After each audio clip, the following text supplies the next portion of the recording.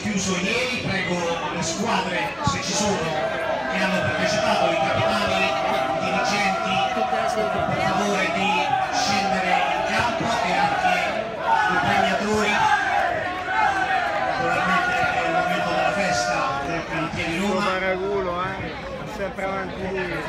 Allora, per favore, tutti quelli del padel che hanno giocato ieri, le due squadre, il Tennis Club Parioli e il Ciclo Canottieri Anieri, e anche con Mendaci, Vanno giocare solo quelli che hanno giocato ieri. chiedo di riscendere nella fossa, un campo che ha praticato per tanti anni come giocatore di calcio 5, eccolo lì.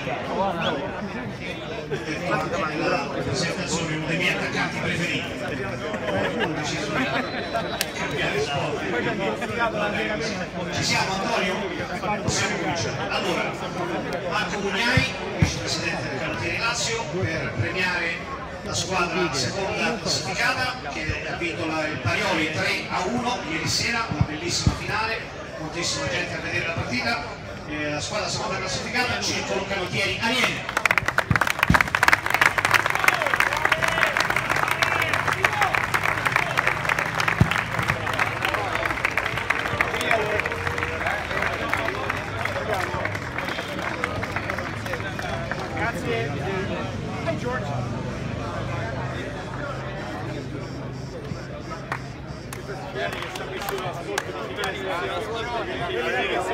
Adesso è il momento della prima squadra che ha vinto la prima edizione della Coppa Canottieri di Padel, Gianfranco Mirdaci, che in Federtennis è il coordinatore nazionale proprio per il Padel. Prego di consegnare la Coppa al Tennis Club Parioli.